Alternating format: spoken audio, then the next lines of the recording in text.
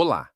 Neste vídeo, vamos compreender quem foi Florence Scovel Shinn e o que ela realmente ensinava sobre prosperidade, palavra e estado interno, a partir dos próprios livros. E se você sente que é hora de ir além da inspiração e aprender como escolher conscientemente a realidade que deseja viver, existe um caminho estruturado para isso. Conheça o curso Transurfing da Realidade, disponível na descrição do canal. Agora, respire fundo, se coloque em presença e vamos entrar na história de Florence Scovel Shinn. Antes de falar sobre prosperidade, manifestação ou cura, é essencial desfazer um mito. Florence Scovel Shinn não era uma mística isolada, nem uma curandeira esotérica, nem alguém vivendo fora da realidade comum. Ela era uma mulher inserida no mundo real, lidando com desafios reais, em um contexto histórico extremamente difícil, especialmente para uma mulher. Florence viveu, no início do século XX, em uma sociedade onde mulheres tinham pouquíssima autonomia financeira, quase nenhuma proteção social e eram fortemente condicionadas a depender de outras pessoas para sobreviver. Ela foi artista, ilustradora e palestrante. Viveu um casamento, passou por um divórcio e precisou se sustentar sozinha em um período em que isso não era simples nem comum. Isso muda completamente a forma como devemos ler seus livros. Florence não escreveu sobre prosperidade a partir do conforto. Ela escreveu a partir da necessidade. Não falava de abundância como conceito espiritual elevado, mas como algo muito prático: pagar contas, ter trabalho, abrir caminhos, sair da escassez e viver com menos medo. Outro ponto importante é que Florence não se apresentava como alguém especial ou dotada de dons sobrenaturais. Ela não dizia, acredite em mim. Ela dizia, de forma implícita, observe como a realidade responde quando o estado interno muda. Seus livros são cheios de exemplos concretos, situações do cotidiano, casos de alunos, problemas comuns sendo resolvidos a partir de uma mudança de postura mental e emocional. Ela não prometia milagres, prometia alinhamento. Florence entendia algo que muitas abordagens modernas ainda confundem. Não é a técnica que cria a mudança, é o estado interno de quem aplica a técnica. Por isso, seus ensinamentos são simples na forma, mas exigentes na coerência. Ela não ensinava a repetir palavras esperando um resultado externo. Ensinava a falar a partir de um lugar interno já organizado. Essa é a chave que torna Florence relevante até hoje. Não porque ela criou um método fechado, mas porque apontou para princípios universais que continuam válidos. Princípios que não dependem de época, moda ou linguagem. Dependem apenas de como o ser humano se posiciona diante da vida. Para entender o que Florence chamava de prosperidade e de cura, precisamos primeiro entendê-la como ela realmente foi. Uma mulher comum, vivendo no mundo, aplicando princípios com consistência para reorganizar a própria realidade. É a partir desse chão, real, humano e concreto, que tudo o que ela ensinou começa a fazer sentido. Para compreender a força do que Florence ensinou, precisamos olhar com honestidade para o contexto real em que esses ensinamentos surgiram. Eles não nasceram em um cenário confortável, nem em um ambiente de estabilidade emocional ou financeira. Nasceram em um terreno de escassez, medo e necessidade concreta de sobrevivência. Florence viveu em uma época em que a segurança financeira feminina praticamente não existia. Após o divórcio, ela precisou assumir sozinha a responsabilidade pela própria vida. Não havia garantias, não havia rede de apoio estruturada, não havia espaço para erro. A escassez não era uma ideia abstrata. Era uma experiência diária. É exatamente por isso que seus livros falam tanto de dinheiro, trabalho, caminhos que se abrem e soluções inesperadas. Florence não estava interessada em espiritualidade decorativa. Ela estava interessada em resolver a vida prática. em sair do aperto, em fazer a realidade funcionar. Nos relatos presentes em O Jogo da Vida e Como Jogá-lo e a Palavra é o Teu Bastão, fica claro que ela lidava com pessoas que viviam o mesmo cenário: medo constante, insegurança, sensação de estar bloqueado, esforço sem retorno, gente que fazia tudo certo e, mesmo assim, não prosperava. Florence identificou algo crucial nesse contexto. O medo não vinha apenas da falta de dinheiro, mas da sensação de não estar sustentado pela vida. A escassez era tanto externa quanto interna. As pessoas viviam em estado de defesa, vigilância e urgência, e esse estado se refletia diretamente nos resultados que obtinham. Ela percebeu que, enquanto esse estado interno permanecesse ativo, qualquer tentativa de melhorar a vida se tornava mais difícil. Não porque a pessoa não merecia, mas porque estava operando a partir de contração. A vida, pressionada, respondia com mais obstáculos. Por isso, Florence nunca separou prosperidade de estado emocional. Para ela, dinheiro, trabalho e oportunidades eram consequências de algo mais profundo, o lugar interno de onde a pessoa vivia.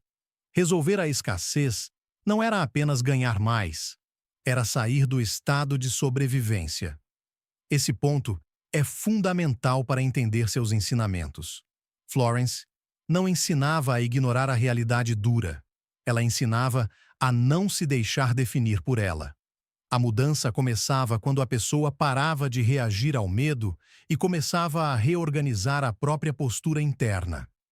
Tudo o que ela ensinou sobre prosperidade nasce exatamente daqui, da tentativa honesta de sair da sobrevivência e entrar em um estado de maior confiança, clareza e cooperação com a vida.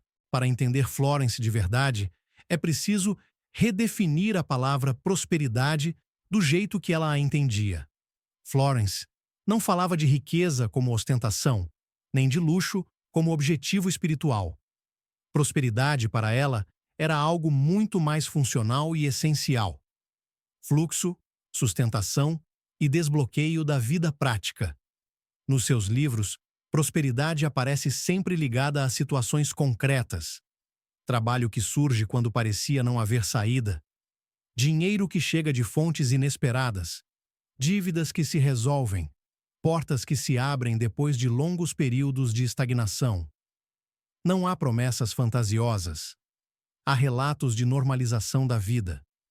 Florence entendia a prosperidade como o estado em que a pessoa deixa de lutar contra a realidade e passa a permitir que os caminhos funcionem. Não se trata de ter muito, mas de não estar bloqueado. Não se trata de desejar dinheiro, mas de remover a resistência interna ao recebimento. Um ponto crucial nos livros é que Florence não associa prosperidade a esforço excessivo. Pelo contrário, ela observa repetidamente que as pessoas que mais se esforçam, se preocupam e se pressionam são, muitas vezes, as que menos prosperam. Para ela, isso acontece porque o esforço nasce de um estado de medo e urgência, e a vida responde a esse estado com mais dificuldade. Prosperidade, segundo Florence, surge quando a pessoa entra em alinhamento interno, quando ela deixa de operar a partir da ansiedade e passa a operar a partir da confiança. Não uma confiança ingênua, mas uma confiança prática de que a vida responde melhor quando não é pressionada. Ela também deixa claro que prosperidade não é sorte, é coerência. Quando pensamento, palavra e sentimento estão alinhados, o fluxo se organiza. Quando estão desalinhados, o fluxo trava. Não há julgamento nisso. Há funcionamento. Por isso, Florence insiste tanto na ideia de que o caminho se abre. Não porque algo mágico aconteceu, mas porque o bloqueio interno foi removido. A pessoa passa a enxergar oportunidades que antes não via, toma decisões menos reativas e se posiciona de forma mais clara diante da vida.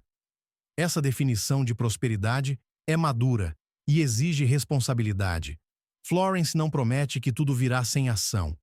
Ela ensina que a ação correta surge naturalmente quando o estado interno está organizado. A vida deixa de ser um campo de batalha e passa a ser um campo de cooperação. Entender isso é essencial para não reduzir os ensinamentos de Florence a frases motivacionais. Prosperidade para ela não era um prêmio espiritual. Era o resultado natural de um estado interno alinhado. Um dos maiores equívocos sobre Florence é achar que ela ensinava apenas afirmações positivas. Ela não ensinava isso.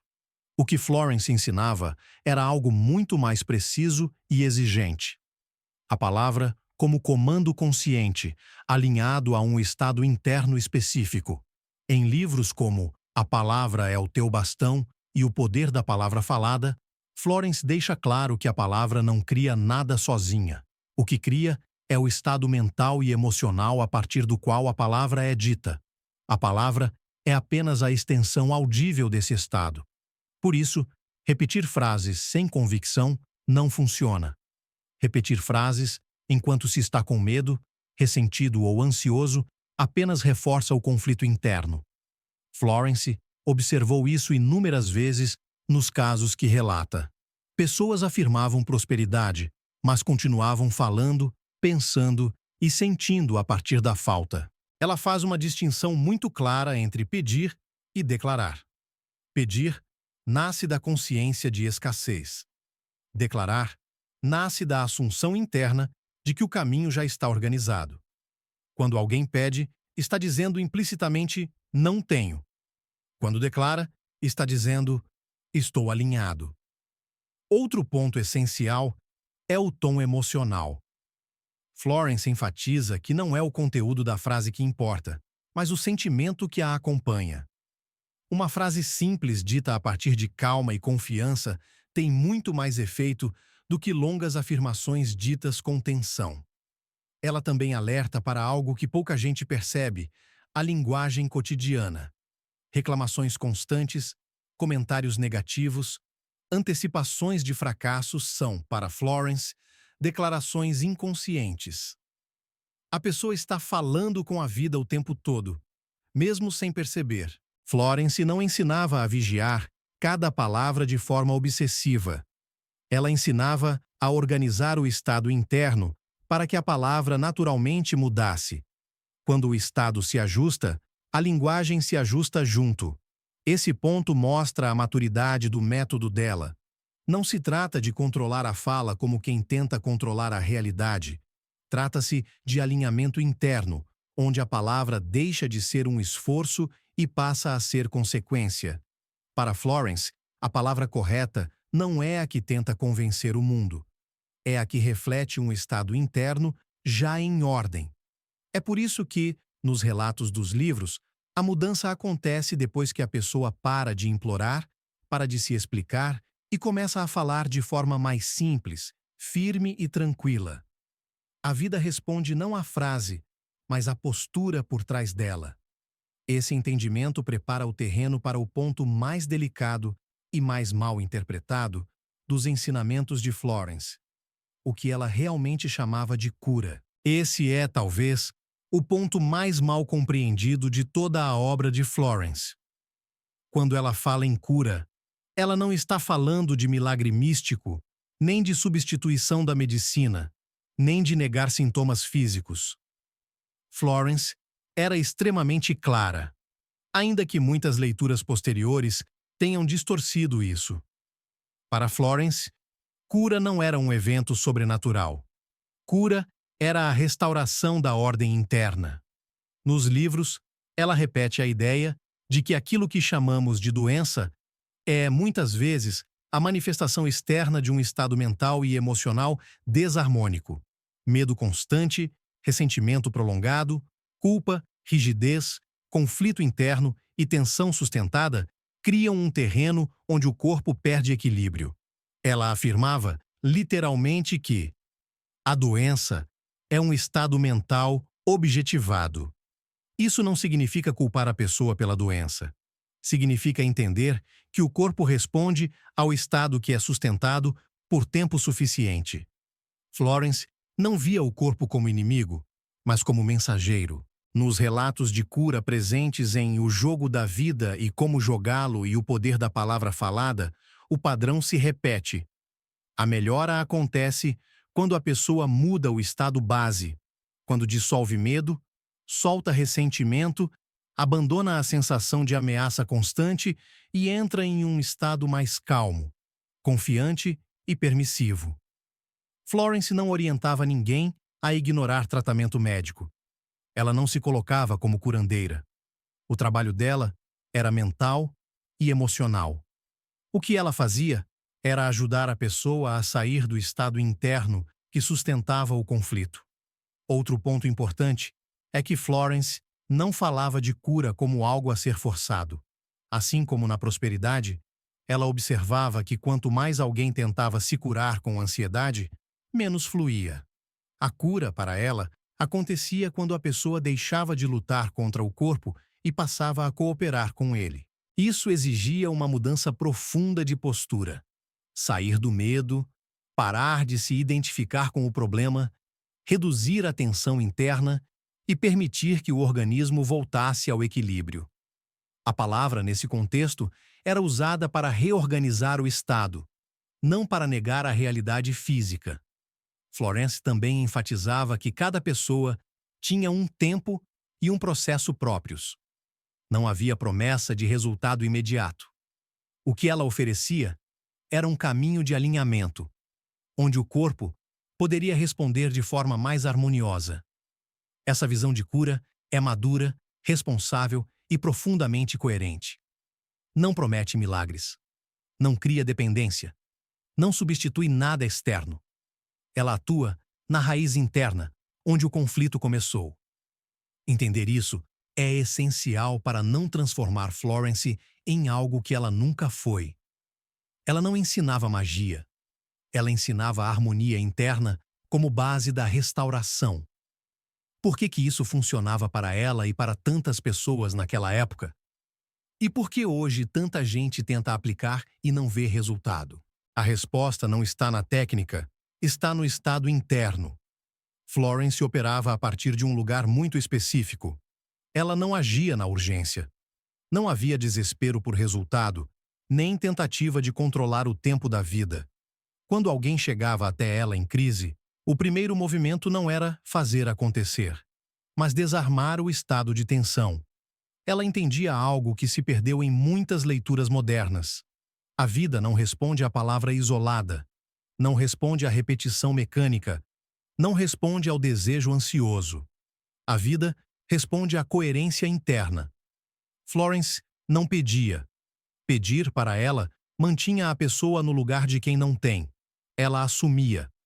Assumia internamente que a ordem já estava restabelecida, mesmo antes de qualquer evidência externa. Essa assunção não era arrogância, era alinhamento. Outro ponto essencial é que Florence não fiscalizava a realidade. Depois de declarar, ela soltava. Não ficava observando sinais, nem contando o tempo, nem comparando resultados. Ela entendia que vigiar demais era uma forma de desconfiança. E a desconfiança recoloca a pessoa no estado de falta. Hoje, muitas pessoas fazem exatamente o oposto. Repetem frases enquanto continuam tensas. Tentam manifestar enquanto permanecem em estado de medo. Querem cura enquanto vivem em guerra interna. Querem prosperidade enquanto se sentem culpadas por receber. Florence fazia menos e sustentava mais. Ela falava pouco, mas falava do lugar certo. Agia sem pressão. Confiava sem passividade. E, principalmente, não transformava o resultado em algo vital demais. Isso reduzia o excesso de importância. E quando o excesso de importância cai, a vida encontra espaço para se reorganizar. O que funcionava em Florence não era uma fórmula secreta. Era uma postura. Uma postura interna madura, responsável e estável. Ela não tentava dobrar a realidade. Ela se colocava em harmonia com ela. É exatamente esse ponto que precisa ser recuperado hoje, para que seus ensinamentos façam sentido novamente. Sem isso, tudo vira frase bonita. Com isso, os princípios voltam a funcionar como funcionavam originalmente. O maior legado de Florence não foi uma técnica específica, nem uma frase famosa, nem a promessa de que tudo pode ser resolvido com palavras. O legado dela foi um princípio estrutural. A realidade responde ao estado interno coerente, não ao esforço desesperado. Florence nunca se colocou como dona da verdade. Ela não criou um método fechado, nem um sistema completo de vida. Seus livros são claros quanto a isso. Ela apontava caminhos, não entregava mapas prontos. O que ela oferecia eram princípios universais aplicados ao cotidiano, especialmente em momentos de escassez, medo e desorganização interna. E é importante reconhecer também os limites do que Florence ensinou. Ela não falou de todos os aspectos da vida, não abordou profundamente temas como estrutura social, sistemas complexos, dinâmica coletiva ou escolhas de longo prazo.